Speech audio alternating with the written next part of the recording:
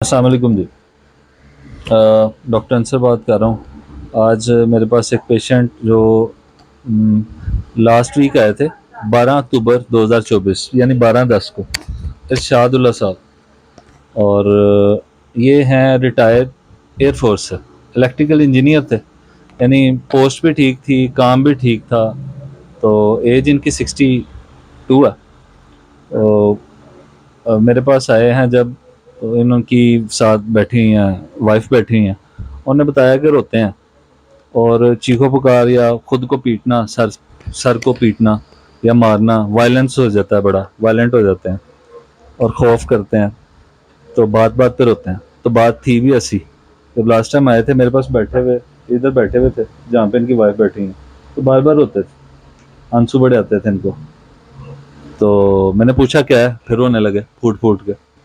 फिर कहते हैं मेरा वो प्लाट ले जाएंगे, मुझे प्लाट का डर है, मुझे आवाज़ें आती हैं, वो मुझे ले जाएंगे, वो मुझे तंग करते हैं। ठीक है।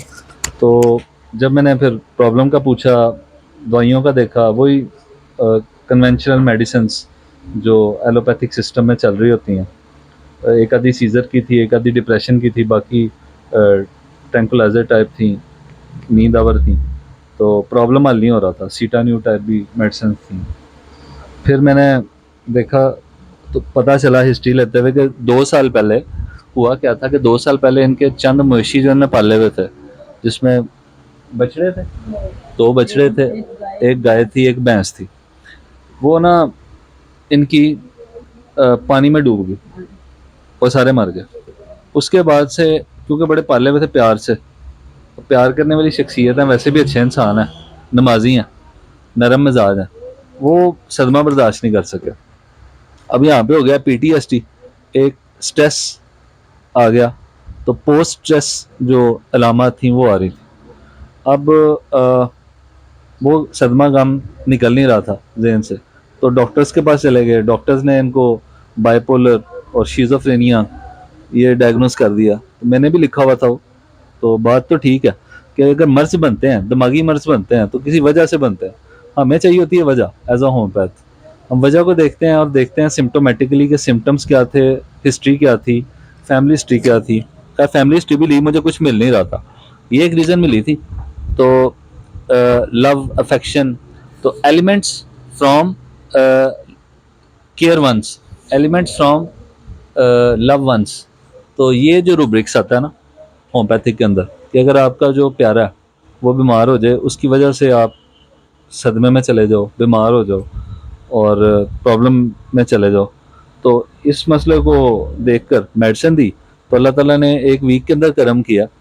अभी आज है 20 तारीख, 8वां दिन है, 20 तारीख हो गई है, 12 को आया था। तो अल्हम्दुलिल्लाह आपके सामने बैठे हैं इरशाद साहब, और बिल्कुल फिट हैं। इस हफ्ते एक बार भी नहीं रोए। उनकी वाइफ कह रही है कि हफ्ता अच्छा गुजरा। पहले वाइफ से सुनते हैं, फिर आगे इनसे भी पूछते हैं कुछ।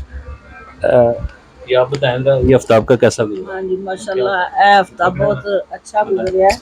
ठीक रहे ने, वो बिल्कुल ठीक रहे ने, बड़ी खुशी हुई है माशाल्लाह। ठीक हफ्ता गुजर गया साडा, ते अगे उम्मीद है कि इस तो भी अच्छे हो जाएंगे। अल्लाह बेहतर करेगा इंशाल्लाह।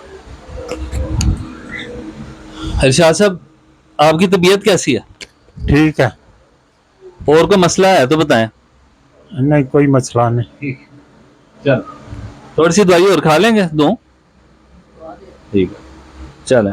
तो ये था प्रॉब्लम, जो इतना बड़ा माइंड डिसऑर्डर बन जाता है, जिसकी 2 साल से मेडिसिन चल रही थी। तो अल्लाह ताला हल करने वाले होते हैं मामलात को। सीएमएच वाले ने सारी कोशिश कर बैठे हाँ सन। हाँ, वो क्योंकि क्योंकि आर्मी से थे ना, तो पहले तो सीएमएच गए, अपने हॉस्पिटल गए, वहाँ भी इलाज चलता रहा। तो खैर, छोटी सी चीज़ें बाज का रह जाती हैं, इलम में नहीं आती। तो मुझे तो उससे पता लगा कि जब स्टोरी शुरू हुई इनकी डिप्रेशन की, तो वो हमारे पास अल्हम्दुलिल्लाह ट्रीटमेंट मौजूद होता ग्रीफ को दूर करने का। तो अल्हम्दुलिल्लाह ठीक हो गए।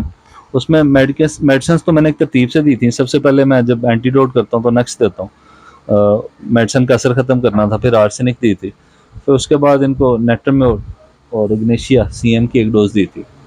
और खौफ था इनको, कुछ चीज़ें दबी हुई थी अंदर, गुस्सा था, उन चीज़ों को थोड़ा सा एडजस्ट किया। अभी 1 वीक की और देते हैं तो अल्हम्दुलिल्लाह this case is closed, cure. ठीक है, अल्लाह हाफिज़।